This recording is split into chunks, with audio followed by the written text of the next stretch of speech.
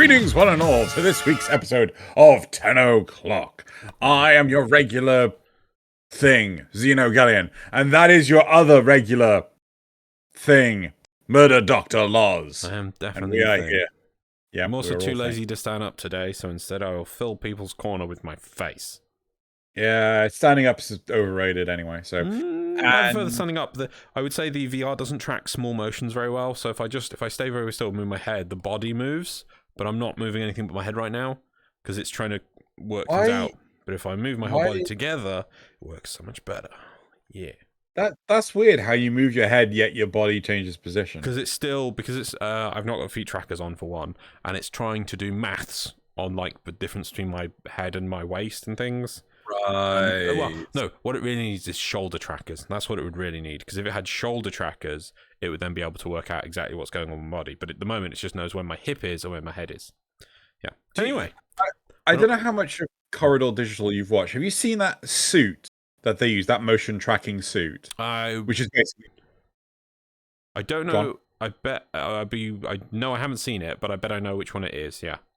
Yeah, can that work with VR chat? Because I'm just wondering if you're going to go to that level at one point. I'd love to buy one of those. I don't know because I don't think so. Because this is all that does take a bit of setup, but at the same time is very straightforward through Steam. I don't think VR chat does anything but the ones like. Oh no, you probably could actually, but you'd have to use some crazy, probably not official software to make it work because there are like people making their own body tracking stuff and like open sourcing it. But you kind of have to fiddle a bit with the software and like you have to like get each tracker and tell it where it is in the world and things and But well, anyway, we're not here to talk about tracking. Let's talk about emblems. Let's get up the emblems, Loz. Okay, yeah, I have to do things. Yeah, no, that's wrong. Why haven't they? Oh, poop. Hit the pause button, Loz. The what?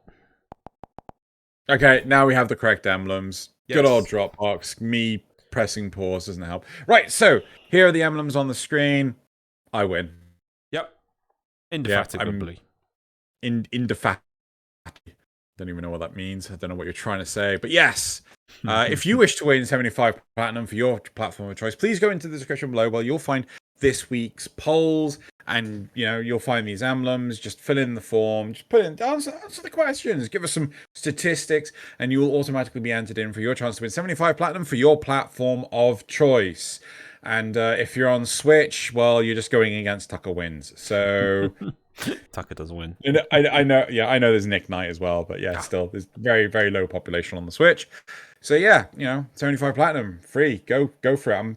I wish I could actually say, hey guys, go share with other people, but I know you guys don't want to because you just want a higher chance of winning Platinum. So I mean, it'd make me feel happier, but I get it. All the Platinum. Right, so that's it for the emblems. Let's move on to Dojo Dusting. Right, so Dojo Dusting. We got some Platinum winners. So Robo 11500 on PC, Sir Lockalot 94 on PlayStation, Reteb Jafar on Xbox, and Tucker Wins, I didn't mention him earlier, on Switch. So Tucker always wins, apart from the odd time when Nick Knight steals his thunder. So that's that. Last week. Sorry, trying to remember when this actually goes out. It's on Monday. Last week, I released the first episode of Notice Me Senpai. Some people have turned to me and said that they didn't even know it came out, but it's supposed to be like a spin-off of Arbiters, but anime themed, depending on like how. I think a lot of people have actually really liked it, so there's a good chance that I'll be spinning that off into its own proper series. So either you'll get an Arbiters or you'll get a Notice Senpai, just to bring that, because like obviously Warframe, the flow of information has decreased to a point where Arbiters has become really difficult to produce, especially now with the lead up to the new war. Should we call it the Never War? Because we're never sure if we're going to get it. The endless Never War. Yeah, so there's that, and obviously there's also Kanpai Cast, which is youtube.com/Kanpai Cast, or you could just go kanpaicast.com. I've got a whole, got a microsite for that now, so it's all good. And yeah, that's pretty much it for Dojo Dusting. I can't think of anything else. Cool. No. So let's go on to the war report.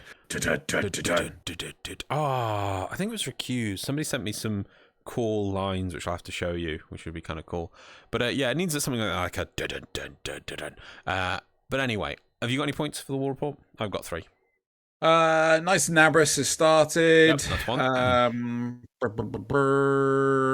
Apparently there's a former dev workshop. Oh, that'll be to do with the ability reset for the former. Right, okay. They did say they were going to discuss it and see how people say, with the whole your mastery rank will determine the level of abilities of your warframe after you former it. Good. Yes. I don't know why that needs a workshop, but it does. I assume maybe just to check with people if they got any ideas. Yeah, so that's up somewhere on the forums. I've also got Cancer Live is now up, so donating, I think it's if you do donating or gifting people, however it works, if you check the Warframe website, which explains it all, you'll contribute to a wonderful charity, which is about cancer, and trust me, from someone who is or has been part of the receiving end of trying to fix that kind of stuff, yeah, all the money helps because it all goes into banks. There's never enough money to go around on cancer research, so there's always that. Just want to absolutely clarify, Loz does not have cancer. No. Loz's PhD was based on trying to cure brain cancer. Well, it was coming up with a therapy, and god damn, do they need more money on that, I can tell you. Yeah. I mean, my thing was just was a cheap, kind of way of a cheap project of, well, we don't have money to make new drugs, let's see if we can try using old drugs, because that's how desperate we are. I kid you not, I won't bore you with some of the details on that, but there's not been many breakthroughs, let's say, on that front for the last 30 years. Anyway, but just so you know, if you were not here last year, I think you can get a Cancer Live, Cyan Danner, and Glyph for 1 credit in the market till December 31st. So if you haven't, I think I picked mine up last year, but if you haven't, go check that out, because stuff like that, it's great Cyan Danner for, even just wearing it, you can color it however you want, I think, but it's great to wear, and you also get a Glyph as well, which, if your player doesn't spend much in the game, is always great. But there's also otherwise, check on the Warframe website if you want to contribute and help out to get stuff, because obviously the more we contribute, the more stuff we unlock. At the end, we're getting like a new war concept art, we're getting ephemeras, although ephemera, if we finish, looks awesome, so we'll, do contribute, do check it out, see if you can help save some lives, hopefully. The last point I've got, the Unreal Tournament Bundle Skin Pack is back, right? Yeah. Do you remember that? Till November 1st. It's not that long, really. However, it's a purchase bundle. Yeah. So it was free last time. Now it's a purchase bundle. It has 3 weapons from, obviously, Digital Extremes made Unreal Tournament or helped on Unreal Tournament things in the past. So it's got 3 skins. I can't remember the guns they're for. One's the flat gun, one's a rocket launcher, and one's a sniper rifle that you can get along with some other parts, but it's a bundle. I don't know how many dollars it is. I think it's 20 quid though, the bundle. Not a cheap bundle. No, it's 14 quid, right? On $20 Steam. Right. I'm going to quickly check on Epic. Yeah, that's the thing. I don't think it is on Epic, or it's on all platforms, so I know it's going to be on the consoles as well. But apparently, to get it last year, you had to run a Warframe through the Epic Game Store. That was only for PC. Oh no, they've actually made it a purchasable add-on on Epic as well. It's no longer free on Epic. Yeah. Just the way they did it for consoles in the past is they ran alerts there was 3 alerts over a period of time split to get the 3 skins. So that's how they did it for consoles. But sadly, if you missed out on those, even if and there's people who missed out on just one of those skins and now need to buy the whole bundle to get just one skin. But if you're desperate for those skins, they are some cool skins, I would say, though. They really are cool. Sadly, you have to pay for them, but they're on a bundle available till November 1st. So just so you're aware, in case you're like, I really want those, but I won't get them today, November 1st, that bundle's going away. I mean, I'm just going to throw my 2 cents in here. I personally feel that this is like Epic's way of just trying to get a bit more money out of it, because obviously the Unreal Tournament stuff is tied to Epic. I'm sure you're aware Epic Games made Unreal. Yes. Yeah. Well, and they own the intellectual property of Unreal Tournament. But Unreal Tournament was made by and Unreal Tournament. No. It's intellectual property of Epic Games. It was it was subcontracted to Digital Extremes to make Unreal Tournament. Yes. Right. Yeah. And so it's still technically their Epic's intellectual property. So I wouldn't be this kind of, oh, let's just make some more money. Yeah. So I don't think this is DE that's like doing. But I mean, it's that they're able to shit on other platforms though. Yes, yeah. I don't know who it is who decided to make it for money. Obviously, when they did it the first time, it was to get people to download the Epic launcher, which is their sneaky plan. And hell, it's worked because the way they give out free games, I even have put money into the Epic launcher, so I wouldn't say their model doesn't work. But now, obviously, they want to their goal is not to get people on the launcher as well, but just to get money as well. So there we go. Yep. But anyway, there's a meme about it. Soon later. you'll be able to have debate. You'll have achievements on the Epic Games launcher soon, Loz. Anyway, let's move on. It took them so long to have a search feature. Right, moving on. So that's it for the War Report for this week. Let us move on. So obviously part of the War Report is our eternal wait for the Never War. The Never War. Dun. Right, okay, so let's move on to the topics for this week. So our first topic of the week, he hits the button, is dear new players, can you just stop using quick revives? And topic 2, so why the heck are we fighting Parvos Granum anyway? That's a good question, because I still don't bloody know. Right, so let's go straight to topic 1. Dear new players, can you please stop? Can you just stop using quick revives? Whenever I see players below rank 10 die, they just spam quick revives. They inevitably die again and run out of charges, and abort even if the mission is almost finished. You are only hurting yourself. So, how's your experience with this, Loz? You've been playing a lot more recently than I have. I would admit that, but then the thing is, I think I'm guilty of it too. That I should, in the past, when you had 4 revives per frame per day, I cared much more about waiting around and letting the time out and getting revived by my teammates. Whereas now, when it's just 4 per mission, I just use the revive. Why? I just want to get back into playing the game.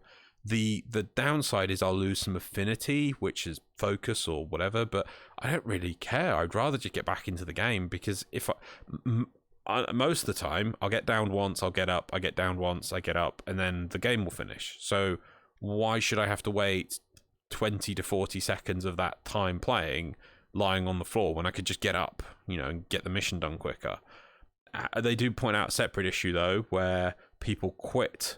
Now, I've not seen that myself much. Maybe once I can think of, where there was someone who ran out of revives in a mission, and then they just started typing in chat, and then we were like, explained it to them, and then that was it. But I think maybe once, maybe. Most people, though, I see a lot of that. I think in the footage, I'm fighting, doing a lot of doing Nabras for Demos, Demos for Nabras in this footage here. I do remember a couple of times I do see somebody who does go down, and when I go, I'll go pick them up, 2 or 3 steps, and they're back up again. So I think part of the problem is that the game teaches you can self-revive, but it doesn't teach you that other players can revive you. It's like, because there's the prompt, which is hold whatever button to self-revive, but there's no real indication that other people can come help you, unless you can't self-revive. Do you know what I'm saying? No. So, gosh. You're given, effectively, one prompt in the middle of your screen. Hold X to revive. Yes. Right? And you're given a bleed out timer, I think in the top right. Yeah? Of, if you don't get picked up in this time, you're just going to die. Right? And even then, you can still self-revive, Mm-hmm. right? As long as you have charges left. But the problem is, because you've got this prominent thing in the middle of your screen, you think that that is your only option. That's my thoughts on the matter. So if you are effectively told, hey, if you just hold out a bit, someone may come pick you up. I think that would be a good thing, and maybe that could be part of the tutorial experience where effectively, oh God, I don't know if you've ever played Star Wars Jedi Fallen Order. No. Really early on, you're taught about how med packs work, which is you try to use a lightsaber on a very clearly electrified cable, and you electrocute yourself. And then there's a mini little cutscene where the little droid that's with you just gives you a stim pack, and you heal yourself, right? And then you're taught, oh, this droid can heal me, right? There's nothing like that for Warframe. It would be useful if what? Warframe. I don't know. I can't remember if it does or not. I know you have to escort Darvo out of in the tutorial. I don't know if it does. If he falls over, will it tell you to pick him up? I think it will. Well, there should be a programmatic part where he tries to hack something and then he falls over and you have to go pick him up. I mean, so right? Basically you're saying, well, but see, that goes much more towards the scripted end, or scripted events. Style. But the important thing is making sure that the players know that this is even a possibility, and they need to be able to understand that this is a possibility for them. So I would even argue that Darvo says, "Oh, just walk in that horrendously electrified floor. I'm sure you'll be fine." You just walk in a room and you just get shot with a turret. But then Darvo comes and picks you up. Wouldn't it be easier to? This is where I feel most people complain against it, but wouldn't it be better if they changed it so that you couldn't instant revive right away? Because the minute I fall over, I can just start holding E and I'll get back up again. If I had to wait at least 10 seconds on the floor before I could revive. But just reduce the bleed out timer to 10 seconds and then you can... No. My point is, so by trying to make the learning organic, if you make it that players who fall over can't just hold one button to get back up and they have to wait 10 seconds first, when they're playing with other people, they'll, in 10 seconds, that gives a much bigger window for players to come over and hold their hands above their head and like, oh, I've never seen that before. Oh, I've gotten up. Oh, other players can pick me up. Oh, I see. Because within a 10-second window, in most games, people will probably be on top of you. If not maybe the first time, like in a couple of seconds, it's more likely to happen, is my point. Whereas if the problem at the moment is it's instantaneous. The minute you see your character falling over, you can just hold E and your character's back up again before its back hits the ground. I think it's difficult. There's no window to learn organically. I think there's like a real difficulty here, because my concern is with the learning organically, you'd end up going into the open world. How long is it before you see a mission with another player when you're a new starting player? Right? How long is it? Because I'm pretty sure the majority of the early nodes in the star chart are just completely abandoned. No, because you'll find me doing them, for one. I do them a fair bit, so sometimes in the footage. So I've done those nodes. The first ones on the Earth. I regularly go do them when I'm need to test something or just want something simple, or if I want to do them quickly. And I do find people in them. I find both high players and low players in them. So I don't think that's true. Obviously, I'm only n equals 1, but still, I don't think it's quite that bad. But what's the disadvantage of making somebody wait 10 seconds on the ground before allowing a revive, the instant revive? Because the problem is, the before, you only got a handful of these super insta revives, but now the instant revive is just better. You lose a bit of focus, but it will also regenerate your companion. Maybe we need to focus on being a bit more I'll give you this, right? Yes, you can have your 10 seconds. Okay. On the condition that there are other people in the mission. Oh yeah. Right? Yeah, If you are on your own. If you set the game to solo, I'm a big No, not if you're in solo, but just if you're just on your own, if there are no other players in your mission with you. Yeah. I think they should do more things with that. Well, one, if you set the game to solo, but also if you're by yourself, because the game can tell. That's how, for instance, when there's a friendship door and you're by yourself, you don't have to push 2 buttons. The game is able to detect, well, there's only one of you, so you push 1 button and the friendship door opens. So the game can just expand on that. Yeah, I'm totally with that. Yeah. If you are by yourself, you could. But then again, actually, I don't know. Well, what's the disadvantage? You're going through the mission by yourself. If you get knocked over, you have to wait 10 seconds. Well, you've got 10 seconds of invincibility where you can shoot with your pistol from the ground.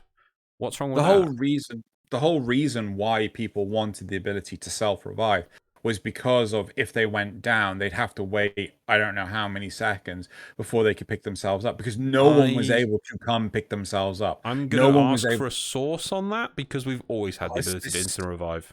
No, we haven't. Yeah, we have. No, we haven't. No, you're right. We had to not wait during the bleed out. Yes, you had to wait for the bleed out to end first. Yeah? Yeah. That's why they introduced it, is because there are so many people doing these solo runs. Having to wait, yeah. Yeah. Well, I would say 10 seconds or something, because it's gone too far the other way. I think 10 seconds is fine. I'm totally fine with that. I just think it's a simple case of like, you're on your own because no one's joined you, or you've gone solo. Yeah, you could just do it straight away. Yeah. Yeah. Cool. I could go with that. Fixing Warframe. But I also would like to see some form of buff or something for if someone picks you up. Because if you use the problem is at the moment, if you're gonna leave it as it is, the revive is just burning a revive right away. You burn some affinity, whoop-de-doo. It's even a percentage of the affinity. It doesn't burn all your affinity, and you become invincible for a few seconds. You jump up. You do an effect on nearby enemies. I think it even gives you a bit of energy back if you're on no energy, and so there's no downside. The only downside is you get 4 permission. And so I just think it's too far the other way. Yeah, I can admit that being downed in a group as it used to be, and you couldn't use the revives, but then you didn't want to use the revives much because you only got 4 per warframe per day. I don't think it needed to change off of that, to be honest. 4 per warframe per day was fine. Maybe it's to get rid of the platinum for more, but it's just too far the other way. That people just get themselves up right away. What's the downside? So maybe if there's a buff for the person who... I'm not sure it should be on the player who's picked up or the player who does the picking up. Obviously put an internal cooldown on it to stop people trying to cheese it. Of like 2 minutes. And if you pick someone up and they get a buff, you get a buff if you pick them up. Yeah, maybe that's the angle to do it. But the problem is it doesn't teach players to let themselves get picked up, but at least there'd be some advantage for if they did that. Yeah. Yeah, I think also that there is another side where players have gotten accustomed to, they play missions and the players, like I remember this happening for a while. I'd go down and then players just wouldn't pick me up. And I'm like, oh God. So I'd have to pick myself up after the bleed out ran out. Yeah. So I think there's so many different directions that you can look at this. But I just feel that I don't know if it's a simple case of it's impatience or if the players just don't know that they can be picked up. Exactly. All right. I think that if there was a scripted tutorial thing of like, you free Darvo. Darvo says, go through this room. You fall over and like Darvo goes, whoops, I forgot to turn off the electrified floor. And then, or I forgot to turn off the sentry turrets. Let me come get you or whatever. But would players assume that's something NPCs occasionally do and not attribute it to players?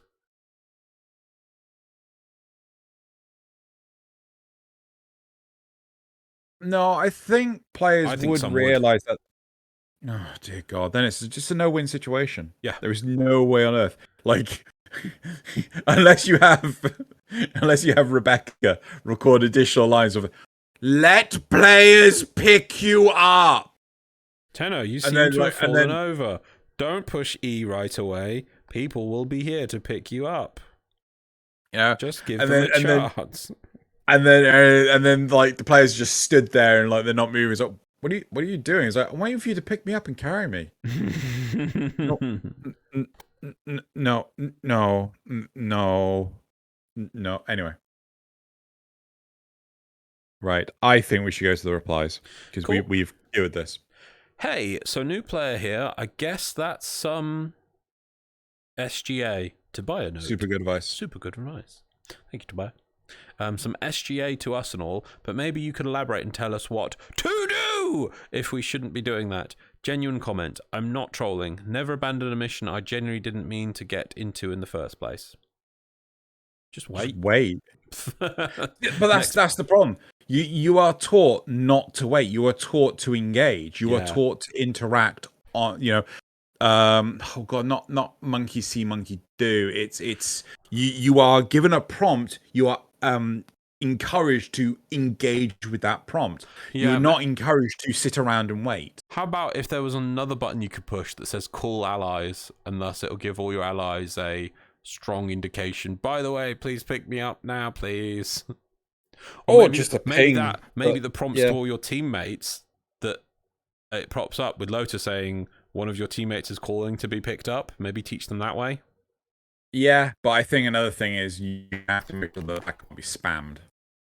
You have to what? Because you got to make sure that can't be spammed. Because I will spam that. Yeah, of course. I will spam the crap. You can spam the button all you want, and on your end, you'll feel like I'd like giving people a Pavlovian response of a thing that goes like bing, bing, bing, bing, bing every time you push it. But on the teammates, it just pops up once every 10 seconds or something. Oh, the days I remember where I would send someone more invites than the sun, and then it's like they've joined the team, they're still getting invites. Oh, yes. Next reply. 100% agree. I honestly hate seeing people below Master Rank 25 doing it, but I usually am I'm rushing to help them, so it wastes my time when you self-revive as I reach you.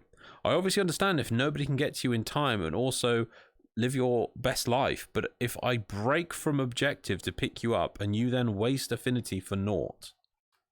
Yeah, but maybe they're trying to save you time, but they just think, hey, I'm just the lobby of the mission. All these important people don't want to focus on the objective. I'll just pick myself up right away. Please ignore me. That might be the alternative. So this does feel a little bit like a backhanded comment because it's just like, I'm trying to help you out, but you're not letting me help you. Well, you're wasting my time. Because the original poster said players below rank 10. Below rank 10, yeah, okay, you could be fairly in the game. This person's saying below rank 25. Yeah. As they sit on their ivory throne of 28 or something. Like, looking down upon the plebeians around them. Yeah. It's like, come on. Next one. I, for one, really enjoy reviving other players. I usually run Vazarin Focus Tree, and I'm not bothered in helping other players get back in the fight quickly.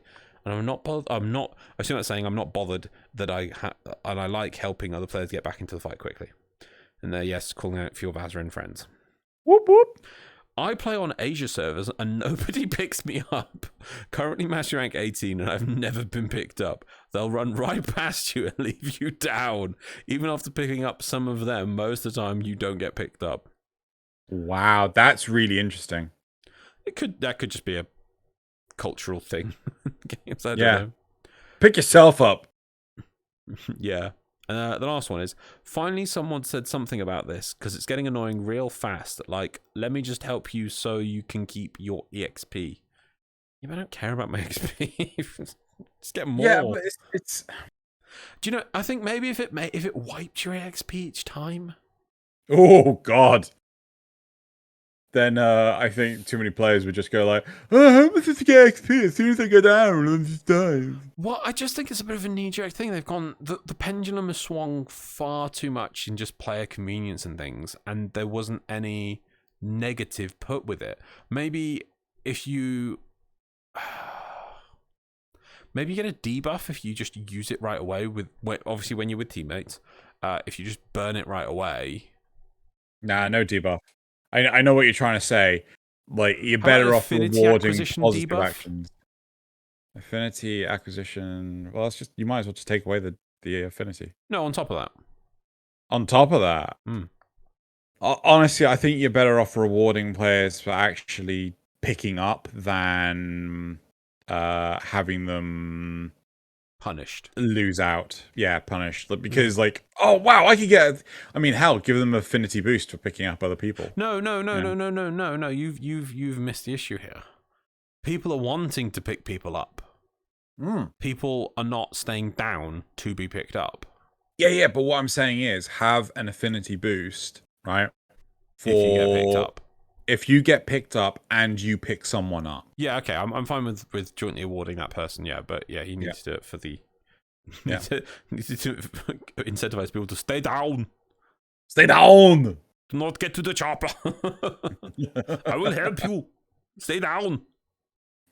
Right. Okay. I think we're done with this topic. So the last point is, because I know there's a mod for it, I would risk like giving a damage buff for people in a down state, but it's like I know that if you give it too much, people just weaponize it. So just down someone at the front of a pack and then just let them do all the billions of damage, and then you just get them up and swap who's the person sitting on the floor at the front being invincible doing all the damage. So yeah, I know there's issues with that. I don't know what you'd do. Yeah.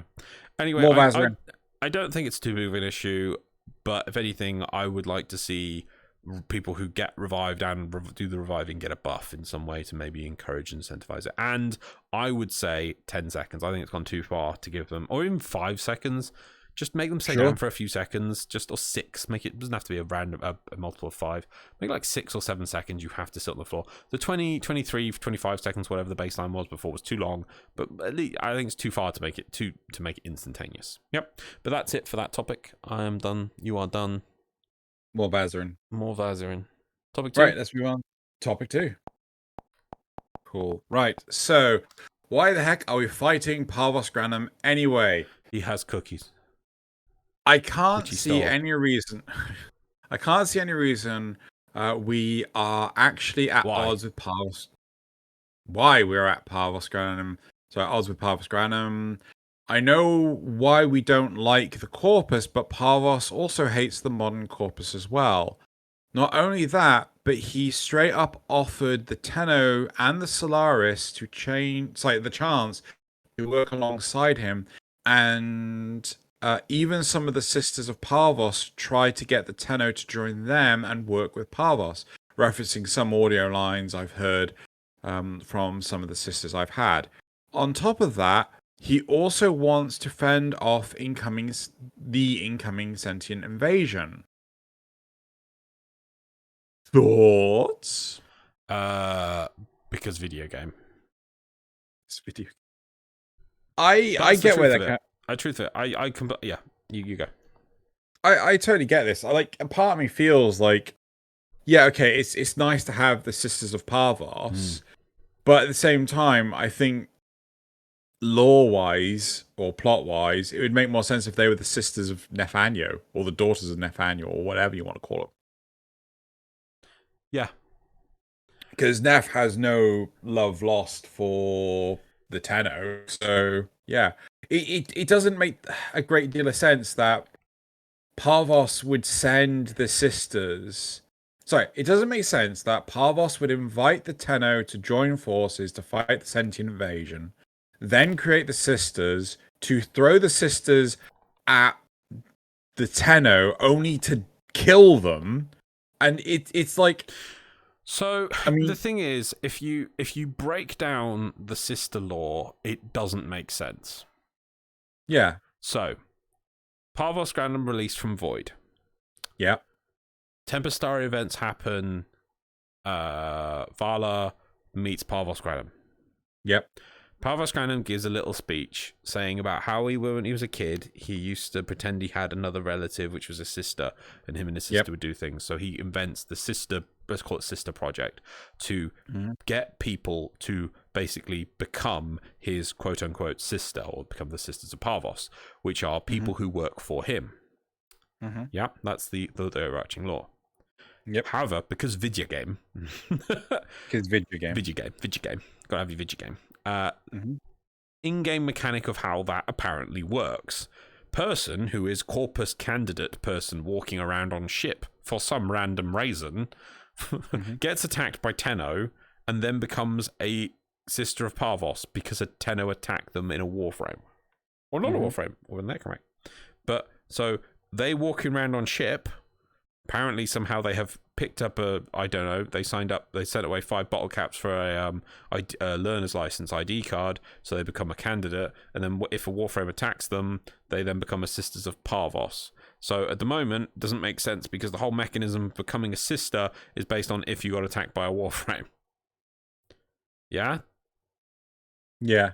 So we're already in clunky, unstable territory to begin with. Then it kind of doesn't make sense that they kind of link to the Warframe that attacks them, but then they become a sister, and then they become welcomed into the fraternity of Sisterhood of Sisters of Parvos.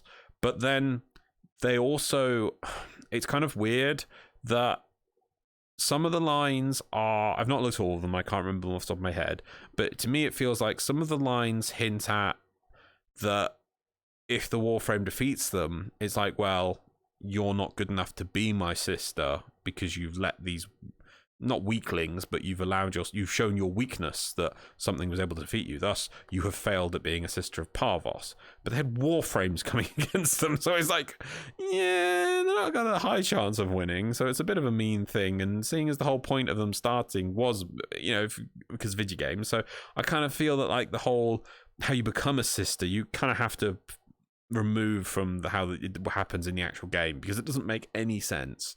And then sometimes Parvos seems annoyed that you've killed a sister, or it's like, oh, why are you against me and killing my sisters? I like my sisters because they're my sisters, even though sometimes I seem to not. So I don't quite get it because they expend resources on protecting sisters. Valor even says that, I'll give you specters, use your enemies against you and things like that when you fight them. So it's like, okay, so resources are, but they get a ship, they get promoted when they punch Warframes, apparently. I don't know why. So it's a bit hard to say. So the whole sister system doesn't make sense. What would be cool to make this work, because this is kind of the only thing Parvos Graham's done ever since after the Deadlock Protocol when he appeared, is the sister project. He hasn't done anything else. It would be cool if we had a operation where he's trying to do something, but he doesn't care about corpus casualties and achieving his goal, to show that he's not, though he's thinking about the big picture and better than Neff in general, he also is a bit heartless and thus can be seen as a bit of an adversary of why we wouldn't just align with him, because we have not been given a good reason why we don't align with him. Apart from, by the way, there's some stupid thing where we magically make sisters that we then kill, which I don't know. You see what I mean? Yeah, I mean, sorry, the more my I think about, put you to sleep. Yeah. No. Unfortunately, it made me start thinking of my own, like, how would I fix this kind of thing? Yeah, go for it. So a part of me feels like to make it like maintain the rest of the continuity, it would be good if Parvos was doing this. He was throwing the sisters to their death. He was committing them to death against the Tenno just to make the Tenno better, right? To train them up, to make them stronger and things. I would like not just the Tenno better, but also to potentially make the sisters better.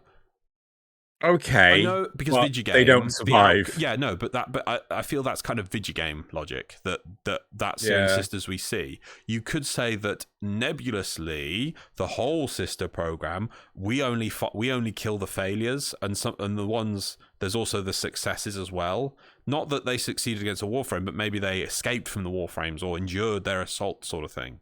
So that not only is he trying to test the Tenno, but he's also trying to make I don't know the word cadre. I think cadre, CADRE, like a group of elite sisters who have been tempered against, because they're gonna have to, because this is what I always hoped, because he's building this enemy, this group, hopefully to defeat the sentient threat, the big picture in his mind. What is the biggest thing to test them against? Well, the Warframes, and if they can at least survive against the Warframes and manage them, they have a chance against the sentients. And so he recruits lots of people in, but then has to cut the chaff.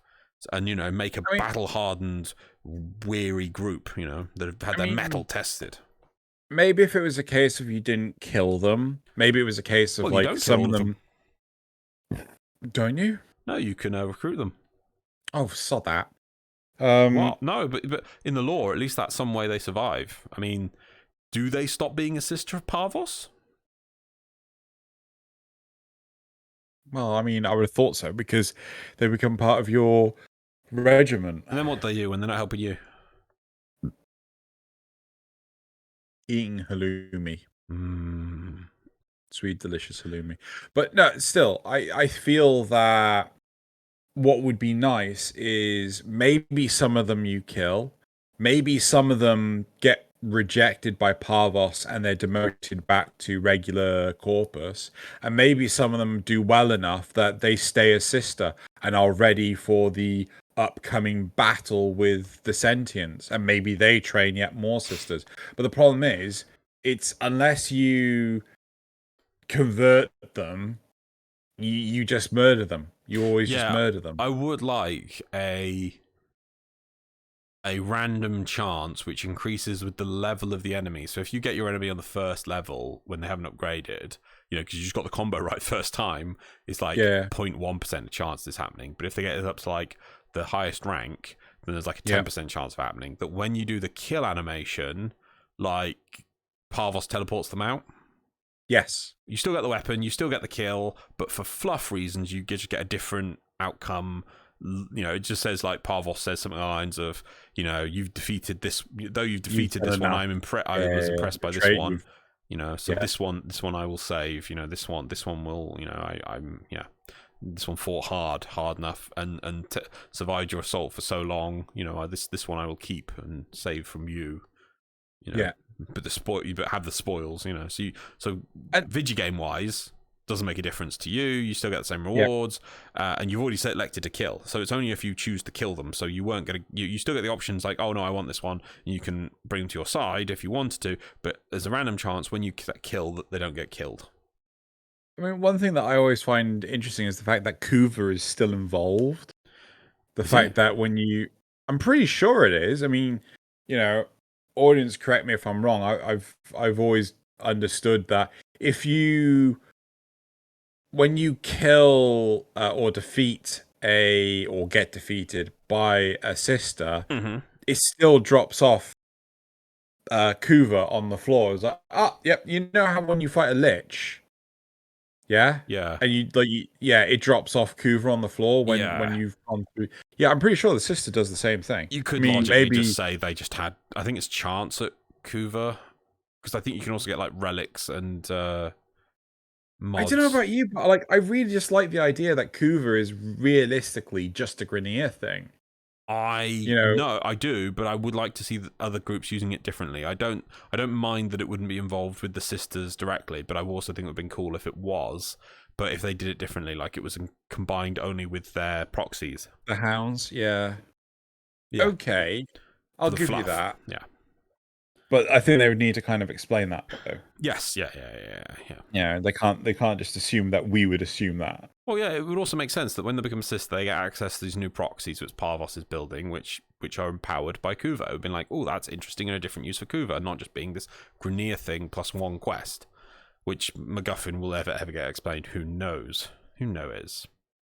So, one thing I also feel is that you were right on the money many months ago with the whole Call of Tempestari. Huh? I was? Cool. What was I right about? Yeah.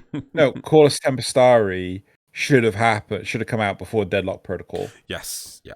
Yeah. It just feels like it makes more sense in terms of the narrative structure. Yeah. Because, you've got a glimpse of this gold-handed... Yeah. Like, who could this be? And then it turns out it's Parvos. Oh, it would have been mega hype. It would have been so hyperific. It'd been like, cool, this Tempestari quest was all right. Where's Vala?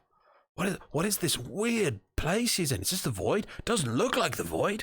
Oh, maybe it's somewhere else. Oh, who's this talking? What's a golden hand about? Wow. Instead, it's the other way around, where you free him from the Void, but he kind of hangs around there a bit and finds wayward people who, for some reason, turn up there for some reason. And then he adds a table. Yeah. I thought he was back in the normal solar system, but no, he's got to put a table down and a fake wall and have fake meetings on his fake table in his fake void. Well, this is another void. This is a separate void. Well, exactly. We normally fight in the Granum void. Now this is the Parvos void. This is the Parvos void. This is a bit of Parvos a void rock. is He made several of them. yeah, it's inside the Granum void. It's a void inside a void. What happens if we put a void map inside another void map? Yep. Yeah. Voidception. So obviously so much is tied to the Neverwar. Yep. I'm really hoping after the Neverwar we can go back to small increments of story. For a period, sure. Yeah. Well, yeah. Seeing as so much is being tied and led into this Neverwar, ever since they announced it, and then all the stupid side quests, even the sacrifice, this whole you're getting kind of tired of it. I don't know about you. Like, I know it's only months away, hopefully, at most at this point, but I do hope it kind of resolves itself to either it opens up a new ongoing plot line and expansion of what's what and where all the characters have moved to, or we just move on. But because Parvos, the thing is with this, again with Parvos, I don't think Parvos's plot can move forward until the Neverwar. Not that, well, I suppose that's nothing will move forward until we get the Neverwar at this point. But you know what I mean? It just can't. He even mentions about fighting the sentients, which is interesting, and so I feel he's gonna have to. Maybe if he turns up in the Neverwar and he's got his special ship and he's like, aha, I have my fleet of sisters piloting ships now. We will defeat these evil Alad V and his surrendering monkey nonsense. I mean, to be fair, though, all we need to do is get the Tempestari and shoot that whatever that void cannon thing was. And then, we fixed the war. Just made it better. Made it go away. All good. You're not wrong.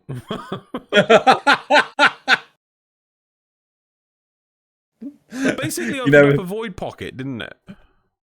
Yeah, well, that's how Vala supposedly fell into the Granum Void, wasn't the void. it? Yeah, it must have been the void, and it was enough to take out a corpus pillar in one shot. Yeah. Yeah. And it's so good at taking out, you don't even have to aim at the pillar to shoot it. Yeah. I did tell you about that, right? Yeah, you aimed in the complete opposite direction. And then shot it, and it loops around and aims for the thing. I was like, oh, okay, I see what's going on here. Why can't we just shoot 3 of those at a sentient fleet? Yeah. The problem solved. Hell, let's just shoot one of the planes. Problem solved. You're just gonna lean out of your railjack window, do a whistle. Tempestari turns up. Get aboard the Tempestari. Shoot the the void torpedo. Problem solved. Fixing Warframe, all of Warframe's problems. It's like the railguns from Gundam Iron Blooded Orphans. There you go. No, I was more thinking this is the Exterminator solution to fix this. We don't need planets anymore. Just level them with void bombs. Just get the Tempestari bombs, mass produce them, and be like, oh, I see the sentients are on Earth. Load the Exterminator torpedoes. I'd love to turn up to Deimos and just go, sorry, I'm what relationship with you? I'm family. Oh, good. Because I was worried that you were actually going to make me do monotonous tasks. Deimos? Yeah. Load the Exterminator torpedoes. Problem solved. That's oh no, these Orokin are turning into infested, okay? And there's some weird giant infested tentacle centipedes that are fighting each other, okay? And all of the area has been taken over by infested and they're infesting stuff. Load the Exterminator torpedoes. Problem solved. Yeah, we'll load the I'm now referring to that. So the Tempestari's torpedoes are now Exterminator's torpedoes. Load Exterminator's target Earth. Job done. Oh no, a sentient fleet. Load Exterminator's target fleet. Job done. Should we go to the replies? Sure. Parvos isn't a good person. Parvos isn't a nice person. He's competent and ruthless, and he has no problem Yeah, using up people and throwing them away, even people he supposedly considers to be his sisters. Tobiah. Yeah. Oh no, I don't. No, I think that's a separate. It's got a separate point. So yeah. So Okay. this point so far. Yeah. I mean, going based on limited interactions with Parvos, I mean, who knows to actually say that this is actually Parvos that's sending the sisters at the Tenno? This could be Vala. No, he does communicate. There are some points with Parvos joining in. And I'm he does pretty talk sure about the only them. parts. I'm pretty sure the only parts with Parvos is at the end when you've defeated the sister. Isn't it? No, sometimes at the start you can say like this. He says like, this sister will, you have died once, but you will not die again. And but I would say, saying Parvos isn't a good person, Parvos isn't a nice person. I can't remember off the top of my head because I've not seen all of the Parvos lore entries that you get from the ships. But I do admit, I do think Parvos, he says like it's not a good person or a nice person, but those things are actually subjective. I think if I recall right, I'm trying to remember, Parvos does have his own sort of, he has different principles compared to the corpus, as I recall. He's all about self. I can't remember off the top of my head now because I can't remember the question. Do you know what I mean? He does like encourage. It's like self-reliance and self-improvement. No, he has like a 3-term. Oh, I'm gonna have to look it up later. I can't. I feel that a part of it was that because Parvos was around when the Orokin era was in play, and they kind of treated him a bit of as a finger puppet. No, well, I think they chopped his hand off. That's the reason he got his hand chopped off, because he like tried to steal gems from an Orokin wall or something, or a fence. No, I thought it was because he was trying to actually make a currency-based system for the corpus. I can't remember. So he could actually profit. I know. I think it was something before that, because there is something about a fence and him trying to steal stones or something from it, and I think that the Orokin punished him. So, but then he has. So my point more being, this person says he's not a good person, not a nice person. I think in his own mind he's being nice, but he just has different things about. He doesn't. That's why he doesn't like the current corpus. He doesn't think of them as nice. He thinks them as lazy and greedy. Yeah. He has different principles. Is the issue here? Anyway, Tobiah note. Mm-hmm. Niceness is also overrated. Getting things done is often more appreciated down the line. Look at Churchill. Not wrong. Well, I hate to get political on you. Yeah, let's. Well, no, I would say first of all, in some ways, it's good. Churchill, I think, in most polls, like 90, there was a poll something along the lines of like 98% of the people who voted in the poll picked like Churchill as the most important British person in history, and so yeah, he's a national pride and treasure. However, most people today are like, oh my god, he's like a mean person and stuff, and like he should not be venerated, and like they tried to pull down his statue, and we're like, no, Churchill. I know they defaced the statue, but they had to put a box around it. Yeah. Did they? Yeah, okay, but like at one point, yeah. I mean, one of the big things was that after World War One, like a lot of the British government did not want to go back to do World War Two, but if we didn't go back, then Germany would have been left to its own devices, or the Nazis would have been left to their own devices. And they would have taken over Europe. And Churchill forced the UK, the UK to fight in World War II. I can't. I was with you up until I think that last statement. I remember seeing a documentary about this recently, and it was like basically Parliament did not want to go get involved. We were a bit. I'm ahhing about which side to be on, but anyway, yeah. But I don't think it was just Churchill who was like, "We're going to war." Oh, sure. I think it was a lot more. Sure. Yeah. Anyway, next point. I view Parvos like this. Sorry, now I'm just imagining Winston Churchill with a golden hand. Be good. Anyway, sorry. I view Parvos like this. While he may have a friendlier face than the Fantis or Hun Hao or the Grineer Queens or Ballas, he's still a remnant of the old order, something that from the Orokin that survived all the way up to the modern day. And experience has shown that anything that came from that time is extremely freaking dangerous for a modern Orokin system unfamiliar with just what kinds of monsters lay in its past.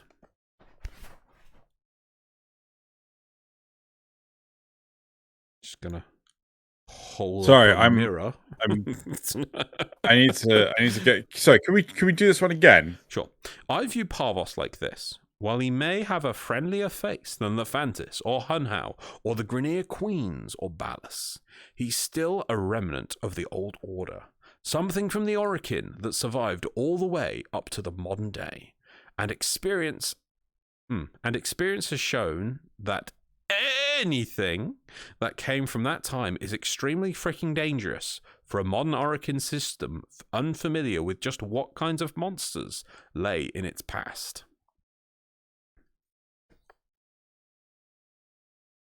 I think the only things that don't originate from the Orokin era are the Solarians and the Ostrons. But the Solarians are an offshoot of Corpus society. Yeah, are they? Well, unless they were some sort of separate demi-race that the Corpus found, integrated, then subjugated, then shoved in a death loop. Which I could easily believe. I mean, look at the Ostrons. Where the fuck did they come from? They're not derived from the Grineer. No, but they're probably...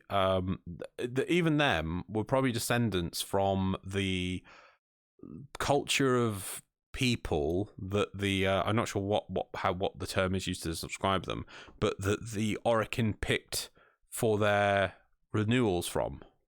So we do know that there is another vague, like, substrate. I don't know if that's the right term. Another vague. Oh, you got another waifu. Sorry, I was looking at the emblem you were trying to collect. I've used that one. Huh? I spent forever trying to get it, and I looked it up, and I've already used that one. Oh, okay. But anyway, sorry, my point is that I feel that the Archimedeans, right, which is what Margulis was, they were another type of human. Yeah, right? you see, I think that they seem to me, I'd say they're humans that were like the research group below the Orokin, but not Orokin, but sort of like they worked for the Orokin. Whereas, like, I think the Ostrons or the Ostrons are descendant from the same race as them, but they were even lower on the totem pole. Quite possibly, yeah. Hierarchy, and not totem pole. Hierarchy. And I think that the Grineer were just the grunts, the mindless drones, effectively, the handsome Squidward mindless drones, and the Corpus were more the... Subjugated is not the right word. They were very much placated. I'm pretty sure they were drugged the majority of the time. That reference up several times now. I don't know anything proving it. The Orokin controlled the Corpus in the past through drugs. You said that several times now. Yeah, I'm pretty sure it's in I remember reading it in like or listening to it in a codex. Like I'm pretty sure, yeah, the Parvos Granum stuff basically says like they don't push for their own free will. They are doped up. Oh yeah, no, there's also the fact that the reason why the Corpus are willing to fight against the Tenno is because they don't realize that they're going to die. They have no sense of fear. You know, still want a reference on that. If anyone can find a reference to help Xeno on that one, I'll talk to Zale. I'll talk to Zale. Thought Zale gave up. Oh well. Yeah, but he still remembers this stuff, surely. He still remembers. Anyway, moving on. The next one. Because we Tenno are space war criminal ninjas that have no loyalty. Oh, sorry. It's because we Tenno have space war criminals, crossed out, ninjas that have no loyalty. So we're war criminals. Oh no, we're not. Yeah. Wait. Does that make any soldier that has fought in a war a war criminal? Yes. I mean, War is bad and stuff. War. I mean, what is it good for? Absolutely nothing. Say it again. War. Right. I think the important thing here is the fact that just turning around and saying like, oh, Tenno are war criminals. I don't know why this is bugging me so much, but like they're not war criminals because they fought in a war. That's like saying any soldier that's fought in a war is a war criminal. No, they were just doing what they were told, right? Drew, sorry, Xeno. I'm sorry to let you know, the Nuremberg defense was already discounted as an acceptable thing. Of I was only following orders is not an acceptable defense. When was what are you talking about? Elaborate, please. I'm interested. You don't know what the Nuremberg trials were? No. Well, after World War II, we had a lot of Nazis prisoners, and we had to try them because we're not just going to line up and shoot them. We're going to do this properly with the trial. And the defense of, I'm sorry I did all these nasty things, I was just following orders, is not a suitable defense. So then why don't we actually try our own soldiers for following orders? Well, no, it depends. If they were given an right, so it's a bit more complicated, but I bet you sometimes we do imprison our own soldiers for things they have done.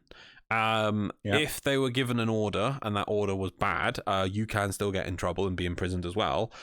But however, if you were given that order and it was like, if you don't follow this order, well, I'll shoot you, then you at least have a defense. Yes. Like I was forced to do this by the other people in the group, because otherwise they'd said they'd kill me, so I had to do it. That's different. However, if they given an order and you did not consider that should you do this order, then you don't really have a leg to stand on. Very nuanced, right? Okay, and also so basically, if you go into situation, Yeah. So again, we don't know the situation for the Tenno. I think our quote unquote war crime is the fact that we killed the Orokin. We rebelled. Yeah, right? Exactly. No, our defense would be not we were following orders, but we were mind controlled. Yeah.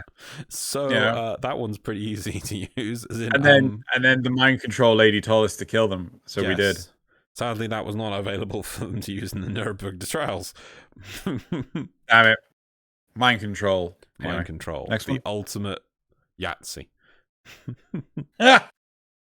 Right, last one is, what made you think we are the goodies? Our job under the hand of Lotus, a sentient, was to attack factions so they didn't grow powerful. We aren't there to end war, we are there to prolong it. We are nothing more than mercenaries that would wipe out a world for the promise of a former blueprint. Now, I think the last sentence there is brilliant because it's so true, and it annoys me so much that they didn't do more with the Gravidius Dilemma setup. They should have saved. That's the sort of thing they should have saved for a Plague Star style event. The way Gravidius Dilemma worked. They really should not have. They were onto something special there, and the community just loved it. And they should have saved that and improved on it and kept it for special events instead of making it distilled down to its raw basic form and then just shoved it into the game as an automated system. Well, I mean, they could have left it as an automated system. Huh? What? Yeah, but it's gutted now, isn't it? It's gutted now, yeah, then they gutted it, yeah. No, it could have been an automated system, actually, if it was on a longer timetable. Like, if they did things with if it combined into they combined that with the, what are they called? Razorback and Fomorians, and that actually had an impact on the system, and there's multiple nodes, because they make a really good point there. We are nothing more than mercenaries that will wipe out worlds for the promise of a former blueprint. That's what was the greatest thing about Gravidius Dilemma, is that people are like, we're going to support the Grineer, but the Corvus have a better reward available. It's like, yeah, I think as a community, most people said we're going to support the Grineer, and then so at first the Grineer had better rewards. So we're like, oh yeah, we're going to go for it, and then it's like, Corpus are offering a Orokin Catalyst, Grineer are offering 10,000 credits. Go Corpus. Yeah, it's It was great. It was so I mean, good. like saying something is good or whatever, it's entirely subjective. No, it was Because brilliant. no, what you're referring Oh, to okay. is Oh, brilliant. Don't good. get You me mean the wrong. term good? Yes. Okay. Yeah. Yeah. But I mean, again, there's the whole what's going on in the plot of the game versus what the players are doing. What the meta plot, so to speak. We are farming this because we want to get this resource. We don't actually care about the state of play of this society. We're just going to constantly wipe out this Grenier camp because there's a chance it'll drop a rare blueprint of some kind. Yep. Yeah. I mean, realistically, that camp should be completely abandoned because we've wiped it out 12 times already. Well, no, I Right? like what happened when they implemented the what's the system called? The invasion system en masse. Yeah. And what you think is if you treated it as a real life solar system, what actually happened is soon after the system was activated and factions could attack, the Corpus took over the entire solar system because everyone wanted a weapon. Yes, that's true. Actually, That's true. Everyone, yeah, and then everyone wanted the Detron, and then the Grenier then took over the system because everyone who hadn't got one wanted a brag. Yep. Yeah. then it kind of, I think, just fell to pieces after that. But it was hilarious when the Corpus took over the solar system and then the Grenier took over the solar system. And it was like, yeah, it really shows how we only care about what we can get. Yep. Medetron. I do think that there is something important, though, that the reason why we've been attacking the Corpus and the Grenier has solely been to curb the growth of both factions. Because if the Grenier are left to their own devices, they'll just enslave different colonies. And, I mean, to be fair, it's not too dissimilar from the Corpus. They'll just use up resources and, murder. I can't remember the new changed intro sequence, but originally Lotus woke you up against the Grenier, not the Corpus. It's still the Grenier. I don't know what lines it uses though, because the original one, when Vor lands in the the snowy mountain to go investigate you, it is specifically the Grenier, and she says how the Grenier are growing out of control and need to be stopped. She doesn't even mention the Corpus, obviously, because it was so long ago. It was I'm pretty sure the lines are the same. It's just environmentals that have changed. Oh, I'll have to have a look at that. Yeah. But yeah. Again, I don't think we're there to prolong the war. We're not really fighting in a war. We're fighting strategically. We're doing like again surgical strikes and things. Maybe a bit something before Gravidius. There was use of a term called the balance. Yeah. And there was like that we were trying to uphold the balance, not that win to any particular side, and that's all we were trying to do. I mean, one thing, like the whole point was that the Grenier and the Corpus were supposed to be fighting each other, but outside of Gravidius Dilemma, you rarely ever see that. Like the invasion missions are just ignored. Like realistically, invasion missions could have done with a resource that's similar to Argon crystals, because then you've always got a reason to see that conflict. But right now, like I never see the Corpus and the Grenier fight each other. No. I wonder how many people actually realize that that's still a thing. Well, yeah, they even added crossfire missions, which are really cool to see. Yeah. Because it was they're in the game for a long time because things like the infestation could do an invasion event at any time, even right at the start of the game. Because that's one of my favorite memories is when doing a sabotage. The reactor had 5 minutes left. It was against Corpus. No, it was against Grenier. And then as me and my brother were running the exit, the infested turned up in that map. So it was very rare that it could happen, but it could happen. Yeah. But you won't make a point. That they I know that they're going to do it hopefully with the quest in the storyline, but the war in Warframe, you don't really feel it much, especially not between the Corpus and the Grenier. Yeah. Maybe that's what the Nether War is gonna eventually do is to make the star chart feel alive again. Yeah, I hope it does something to stop the star chart feeling like a theme park and more towards a living solar system again.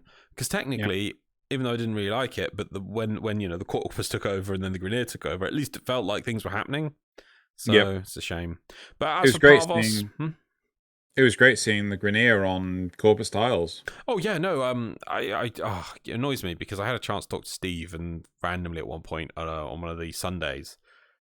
And I wish I put some thought beforehand into what I wanted to talk to him about, because I did say about how I felt the planes were static and stale, and I think it needed the term I used at the time though was more persistence, and I wish I didn't do that. I wish I said like it needs to stop feeling like a theme park, because theme park. The reason why I say theme park for everyone who doesn't go, why do I say the system feels like a theme park? Is that you go to a theme park and there are rides, and you can get on the rides, and you will have a set experience. And then you come off, and the theme park, you cannot do anything that will change the theme park. The experiences are all fixed, and you will be able to experience them. And then the next person after you will experience the same thing. You never at any point will the theme park change, really. I mean, new rides get added, but then they are, again, a set experience. You never have a bit where players can vote on a ride, and then sometimes the ride will take a different route for that day. Even that is still a theme park, but at least some variation occurs. Do you see what I mean? Yeah. No, I Star Chart 4.0? Jeez, it would be, wouldn't it? Well, no, I think the star chart as it is can stay as it is, but that's why for years we've been hoping for the Tau system and have the Tau system be a battlefield star chart sort of thing where it would ebb and flow. And the thing is, it works really well, but it needed more depth. My favorite example of this is the we should play it more, but we never find the time, is Helldivers. Oh yeah. Helldivers star chart is fluid, but the thing is, it can offer you different experience. It's a theme park which is highly variable. I mean, it has a start and a finish. But it's not even a theme park really, because it randomizes everything, and sometimes you'll win, sometimes you'll lose. But the problem is, it just needed more. It's so good, the concept of it. The star chart, you are one faction, and your faction can win and take over the entire solar system, or sometimes, and then a new war starts because it resets, or sometimes you'll lose and then your faction lost and you reset and it starts again. But it was such a great concept, and I'd love to see more games expand on that. I concur. So back to Parvos. We'll have to see. I think he's got his own moral compass, which is a little bit different. And so trying to say like, he is a goodie is just wrong. He has his own ways, what he thinks is good and what's bad, and the side he's on. I think the biggest problem with Parvos is realistically his motivation is not clear. Yeah. But anyway. Right, I think we're done with the topics for now. That was the last one, wasn't it? Yep. Cool. Right, so let's move on to the graphs. So the first graph. So like this was more of a general poll kind of thing. There it is, right? So I asked the what? Just the results. Yeah. So pretty much everyone voted for something different. But basically, I asked the general question of what non-meta weapon would you like to see get an improved version, Wraith, Prime, Vandal, etc. So 2 people said Sobek, and then we've got the Pox, Ripkas. There's actually 2 Ghoul Saws, but they're spelled differently. The Dirigible, Stug, Tatsu, Tenant, Fulmin, Dual Ether, Arca, Cisco, Dark Split Sword. Dear God, please. The Hema, Apex, Phage. Amprex. What? Amprex, sorry. Apex, jeez. Amprex, the Twin Roga, and the Kunai. There's some great choices on there. Yep. Yeah. Yep. Also the Sobek. I've always from the start loved the look of the Sobek. I'm right, that's the shotgun, isn't it? The double barrel shotgun. Grineer double barrel shotgun with a weird circular clip. I thought it was just a tube. The Sobek? Yeah, I thought it was just a tube. Well, this is why I keep a Warframe wiki page up. Just a tube. You're not thinking of the Tsar, are you? No, that's a cannon. What's a tube? It's just a tube. It's like a PVC tube. PVC. Warframe. Wiki. Sobek. Yep. Search. Search. What? No, I don't want to save Obek. What has this done? Go. There's only one picture, which is of the side. So if it does have 2 barrels, there's no way in hell I'm going to tell. Yeah, it's got. Can't you scroll down? No, scroll down. Scroll down. Oh yes, yes, it does have 2 barrels. Yeah, I just love it. It's quite an old weapon, but it just has. I mean, the Heck get us a lot of love, but the Heck came later. The Sobek is just. It's a thing of beauty. Tubes. I think if I had to have like a gun in real life from Warframe that was nothing silly, just the Sobek, it just looks so practical. I love it. 2 PVC tubes. I don't think it's ever had anything, has it? It's got skins. Scar's I don't think it's ever had anything, and I'm thinking like wraiths or super versions or something good. It's like it's got skins. Anyway, let's move on. I think it does actually have a unique mod though. I can't remember what it is though. Enjoy your PVC tubes. Right, let's move on to the next graph. I'm gonna go make one out of toilet tubes. Press the button, damn it! I'll show you. Also, turn off the topics. Yeah. Right. Okay. Do you think the aesthetic of weapons should be treated like a skin once you've maxed them out, or maybe consumed them for a transmog blueprint? 28% said no, 33% said they didn't care, and 56% said yes. Yep. Yep. Loz says yes. He's nodding. I can feel it. I'd be down for that. I think I would like to I should be treated as a skin once you've maxed them out, or maybe consumed them for a transmog blueprint. I don't like the idea of consuming them. I would like the idea of a very, like with potatoes, they get a lot of good work out of potatoes. Waffles of Justice, many things we can add in, grav mags, whatever they're called, things like that. I would like a option to save up, make it super expensive, to turn a skin on a weapon into a transmoggable skin. And I think if you want to buy it with platinum, it should cost 100 platinum per weapon. The only way is because I think it should be rare and exclusive. Like, for instance, the Seer. I love the Seer as a model. The gun is just awful, though, right? So I'd love to be able to use the Seer model on other things. And so, or maybe, it'd be really cool if you had to do like a mini quest for the weapon. The way Destiny 2 does mini quest for weapons. You mean go do PvP? No.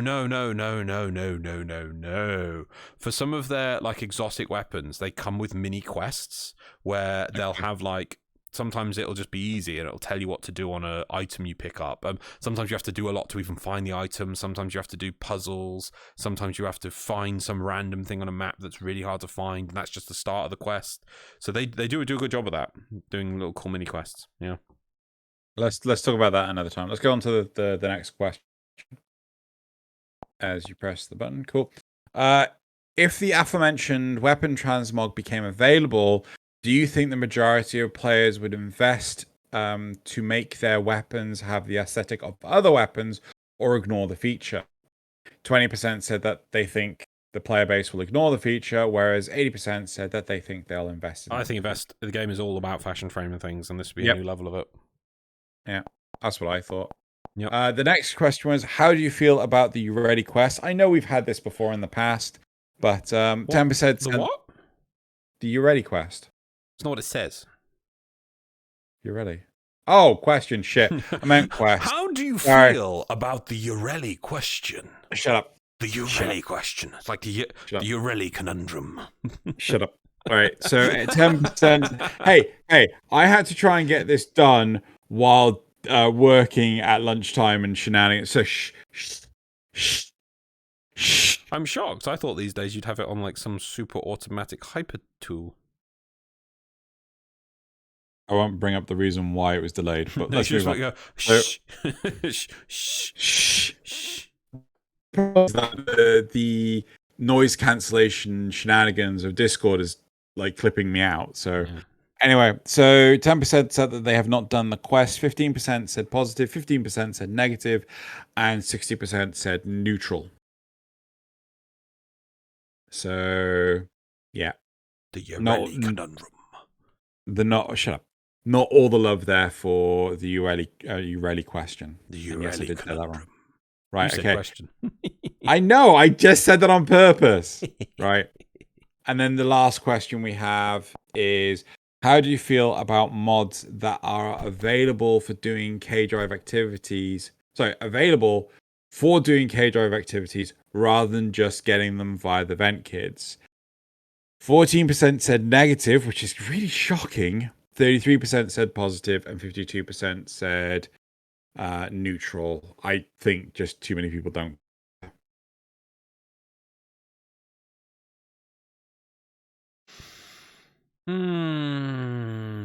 Yeah, I think people would appreciate them, but seeing as the problem is, even if you did have the mods, you'd be like, "Well, what am I going to do with them?" Yeah, that's the problem as well. That's the other problem with it. Yeah.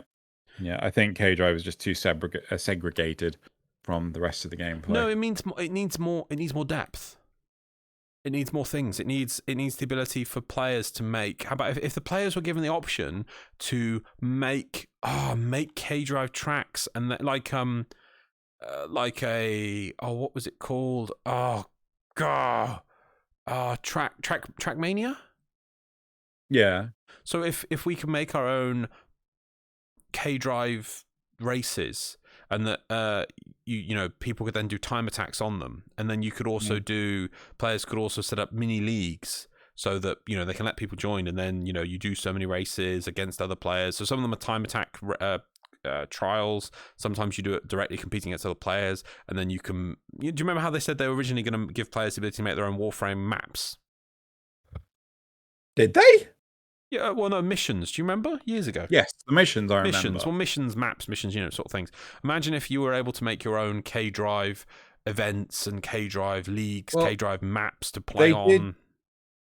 They did give us the obstacle course that we could build ourselves. Yeah. But I don't know how well they were adopted. I think they were well at first, but again, it's really tricky to get into those. Like, there was talk of allowing them to put them on the star chart as in like the best obstacle courses of the thing, but they never really got around to that. They did it with dojos, but they never did it with obstacle courses. So there's loads of people who pour their hearts and souls into making these amazing obstacle courses, and they're hidden away in people's dojos.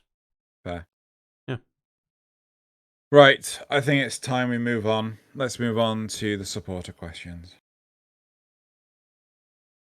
There's no oh no, there's a Zrugel. Okay. Sorry, I don't know if I got something tapped on my window. Oh well. Thalian.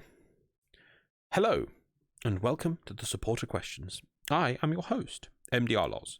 Joining me is my close personal acquaintance, Xeno, and today we're going to talk about life-sized baby Yoda Funko Pops.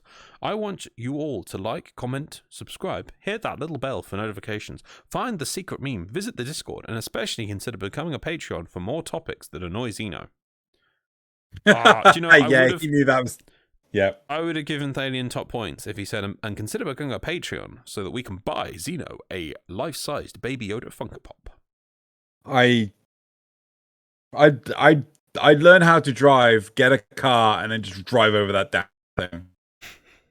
So Thalian asks, the topic has reared its head again on the forums, so once more into your consideration. New players are annoyed that they have to go to a third-party site to gain info. They see spoilers on YouTube, and they just want to learn what modding is and how to do it. So, tutorials for the game, how do you think DE should implement them? Personally, I'm shocked that we still don't have even a rudimentary modding tutorial put in the game. They could put placeholder ones and incrementally improve it. It's just such a shock that modding is such a core aspect of the game. I know there are other sources of player power, but it is the biggest one, and it's one of the most important. And what separates it from other games, that you can see all this depth you have, so you can build your weapon how you want to build them, and yet the game doesn't explain it at all. I feel it should be like on par with some mobile games where they're like, now click on this menu to see these options. Now click on this button to start constructing an item. Now you can click on this to rush it. I think effectively it would be good if like the Lotus could talk to you and say like, right, now take a mod or this, one of the two. Take a mod and slap it in your Warframe, right? Now go to the actions button and upgrade your mods. And I think it just needs a hand-holding experience because it's quite complicated. Zrugal asks, why do Cocoa Krispies look like pebbles, but Cocoa Pebbles look like Krispies? I'm not allowed sugar? Because the government stole all of our sugar. Yeah. That is why. They stole the sugar, they stole the flavour, and now we just have cement in boxes. Cement in boxes. Yep. That you pour milk on. Chocolate-coloured cement. Yeah. It tastes so bad now. Yep. So bad. Oh, the days for being a kid. Oh, man. The one I loved was Golden Nuggets when I was a kid. Remember Golden Nuggets? Never had it. Oh, but they're flavourless now with no sugar, no flavour, anything. When I was a kid, I loved them. Oh my God, I could not get enough of them. I don't get this whole thing about taking away all of our sugar. When I was a kid, I looked forward to breakfast. So when I left, I'd had a full bowl of cereal and some milk before I would eat myself because I wanted to. And then it's like, oh no, we can't let them have that. We've got to have them. They've got to eat kale in the morning and some brie. And tea and biscuits. No, we can't give them tea and biscuits. Instead, they can have some soy. They've got to have soy in the morning. Unflavorless soy with no sugar. That's why. Right. That's why it's true. That's why. Yeah. They're not allowed sugar. No.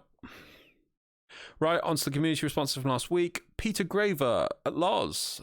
Sword and shield do have a function that no other weapon has, and it may not be obvious to you, but sword and shield have the highest blocking radius of 70 degrees, opposed to other weapons of 45 to 60 degrees blocking radius. As you probably should remember, we have a manual block, so when facing enemies shooting or meleeing, you block and nullify 90% of the damage. Blocking also builds combo multiplier. Do we have a manual block anymore? I thought it was automatic. Yeah, no, we have it. If you bring out the weapon. Oh, okay. Right, but the other point, the reason I brought this up is that I'm afraid you're wrong. Sorry, Peter Graver. The thing is, I think that'd be great if that was how it used to be, and I think it was for a small period, but I have the entire Warframe wiki melee weapons up in front of me. Sword and shield does have 70% on the Akenbrant, the Cobra and Crane, the Sigma and Octanus, the Silver and Aegis, and the Silver and Aegis Prime. And the next thing below that is the Iron Staff at 65%, and anything else was 60%. However, since those days, the Dewata, which I think is one of Titania Prime's Exalted weapons, okay, tiny one. The Ghoul Saw, okay.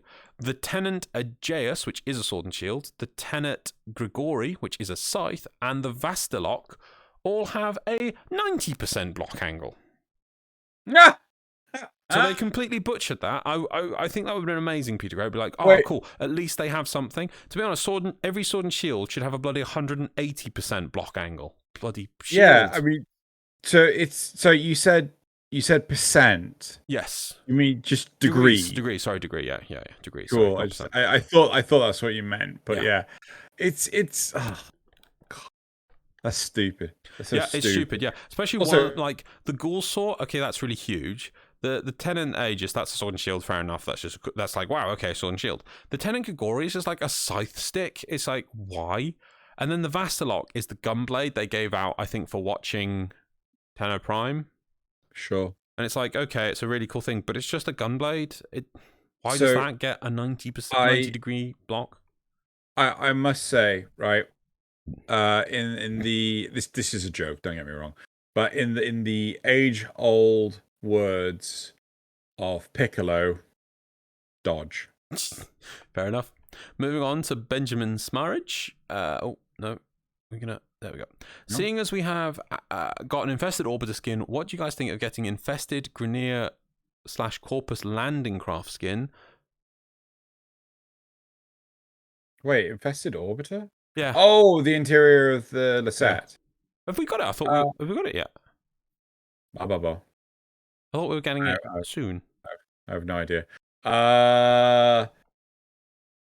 Yeah, I'm interested. I wouldn't want it 100% infested, but I'm certainly interested to have it like majority. Well, yeah, mostly infested. But would you like Grenier and Corpus landing craft skins? Yeah, I'd like them all. Okay. Also, Loz, Peristalsis. What about a skin for the Stug called the Peristalsis? Yeah.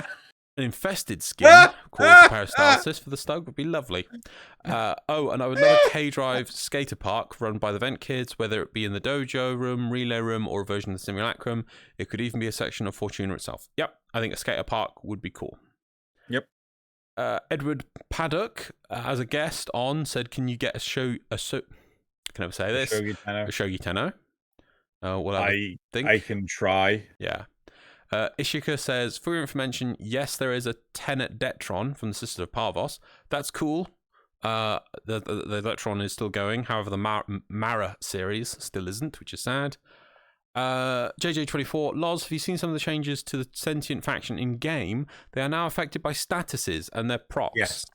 Yes. Right? The sentient killer is now the Glaive Prime with its /explosion dot. Makes me sad. Yeah. This. I can't remember what the sword's called now. Oh, the Paracesis? This is the Paracesis, the sentient slayer. Holds up Glaive Prime. Nah, I think I've got you beat. Well, I forged this out of parts. I've got you beat, mate. Ballast. See this little stick with spiky bits? Sentient killer. No. This is frisbee. It's a frisbee. This frisbee. Slay sentience like butter. Butter. Like hot knife through butter. Cuts through them like nightly butter. Lovely, jubbly. Right, lastly, JJ24 again. It doesn't make a difference whether you get the K-Drive mods, since you would not have any idea they exist. DE still have a horrible habit of dropping stuff in the game without a single explanation. The zero in-game documentation even references you can jump out of a self-explosive knockdown early. The only indication is a slight glow as your Warframe falls over. I only know because of the dev streams. I didn't even know that there was a K-Drive ground slam until the Aurelia quest came out. Then Thalion notified me that the Ground Slam has been in the game since the beginning. Even during the quest, you can miss that Ground Slam even exists because just falling onto enemies counts as a completion. I absolutely adore K-Drives, but DE sure makes it difficult to even start loving them. The biggest problem with the K-Drive, well, any aspect of the game, is the fact that because it's so difficult to discover things naturally, you can miss it. So things like mods not dropping, mods drop from every enemy in the game. Arcwing mods would drop from the Arcwing enemies, but K-Drive mods you can only get from the Syndicate rep with the Vent Kids, which you need the K-Drives in order to generate the rep, which is a bit of an oxymoron. Catch-22. A catch-22, right? It's like, you need this thing to actually earn this. It's like, oh yeah, you want to be a programmer? Oh, you have to have 3 years of experience in programming. But I've this just is come an out of entry-level university. position. Yeah, this is entry level. Yeah, but you need at least 3 years. I was like, well, how do I get 3 years if this everyone is the entry-level position, which should enable me to get my 3 years, so I can get my 3 years to apply for a job? But you got to have 3 years before you start this job. But this is the entry-level job. Yep. Anyway. Right. Is that it for the community responses? Yep. Cool. Let's move on to the memes. Right, so we will now move on to the memes of the week, all found from the r/memeframe subreddit on Reddit. They are loads of lovely memes on there, and we're just going to go through 6 of my favourite. However, there's a 7th meme, which is kept in the description in the description of this video. I call it the secret meme. Go find it down there. All the memes linked and all the community shoutouts afterwards are linked in the description below, so find them there if you want to go there. So, meme number 1. These working fine? These are. Yep. Oh, yeah. Right. Slams button faster. Sorry, but I don't hold the door for limbo mains.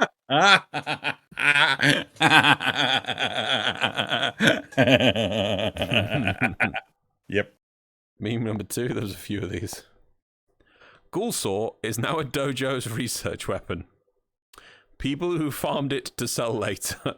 Oh, I hadn't even considered people had done that. Yeah, I mean, I did think for a bit, like, because that's the thing is, a lot of the times when they do a weapon, especially a part-based weapon, it takes a while to come back, or it has a bit of a value after the event, so people can make some sort of thing through that. And this just came back right away in the dojo. There's another one with stock graphs, and then it's like 5 minutes after the the thing comes out, and it's in the dojo, and just like plummets. Yeah. Right, meme number 3. Warframe. Free DLCs and wing accessory requires 1 hour farm. Korean MMO. I can explain. Chinese MMO. You're charging US $200 US for a pair of wings? EA. $200 US? I only charge $40 for a DLC. Digital Extremes. You guys are getting paid? Yeah. Those wings are pretty cool and badass, but moving on to meme number 4. I should have put these the other way around, actually. Right. I think that's what the new bundle feels like. $20, 250 platinum, Unreal Tournament weapon bundle. Epic Games Store. I'm going to pay you $20 to fuck off.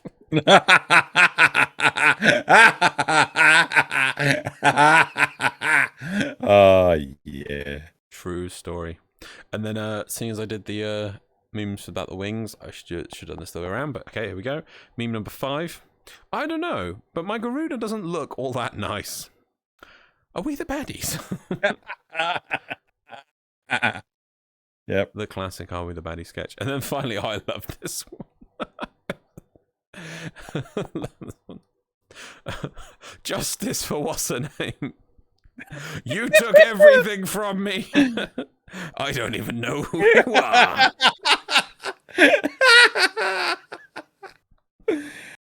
Oh, that is glorious. This really is the Call of the Tempestari quest in one image. Yep. It really is. Why did he attack the platform? No one knows. Yep. No one knows. I don't even know who you are. Right. Should we move on to the community shoutouts? So memes off. Next. Here are some community shoutouts that Xeno has trawled Twitter for. Of course. Right. So the first one is Day 7 Orphix Wisp by Yuzukuriji Game. Ah, you see, normally I would have expected we get loads of Inktober ones, but I assume it seems here we've got Tennotober 2021? Yep. Right. So this is a back shot of Wisp with lots of garb. Honestly, I'd be very much interested to see the front of her, but would you now? Shut up. But I still like this a lot. I like cloth, okay? Lovely. Okay. I know what Loz is looking at. Right, moving on to the second one. Oh yeah, the cloth doesn't draw one's attention to any particular point at all. Nope, not at all. Right, so then we got number 2, which is Riven by... I don't know how you pronounce that. There's like... Hintogrill? Hintokrill. There's 5 consonants in a row. I mean, okay. Still, I like that. I like it, but also that is still a sentient. Sorry, Cephalon that we've yet to have. Yeah, we've yet to have explained. Yeah, it was apparently we're supposed to, and we've never got around that. Maybe in the Neverwar. In the Neverwar. Maybe never in the Neverwar. Right. The third community shoutout is Clem and Darvo have matching costumes for Knights of Nabarus. Also, I'm begging, no matter how many Clemens life gives you, do not make Clemonade. Yep. Clemonade. Oh dear. Yep. Oh dear. I thought it was cute. It is cute. Number 4? Number 4, Day 5 Plague by Ibnmuk. Ibumuk. Yep. Right. Oh dear, those drones. They Yep. just droning about. The 5th community shout out is Day 4 Sisters by, again, Ibumuk. Meanwhile, in the Grand Void, just for today, I want all of you to call me Oni-chan. Pava Scanner, founder of the corpus. Oni-chan? Pava smiled for the first time in centuries. Oh, awesome. That was linked to me in Discord. I had to put that one up. And then number 6 is Triple Storm Alts by Ahai or Ahai. Yeah. Triple So Storm we got Alts. Ash, we've got Hildren, and we've got Baruch. Yep. Love the artwork. Yeah. So that is it for the community shout outs. We are done for this episode. We are still waiting for the Never War. The Never War. I mean, to be fair, like both Loz and I believe heavily that New War is coming, but we just like making the joke that it's never coming. No, never ever in the Never War have I ever nevered had a war. Yeah. It'll come. I think I'm still pushing for a late December. I think they'll cut it right to the wire, and it'll come out then. We'll see. Right, mid to late December. I'm still pitching. Right, but that's it for this week. We'll see everyone next week. In the eternal wait for the Never War. Bye. Bye.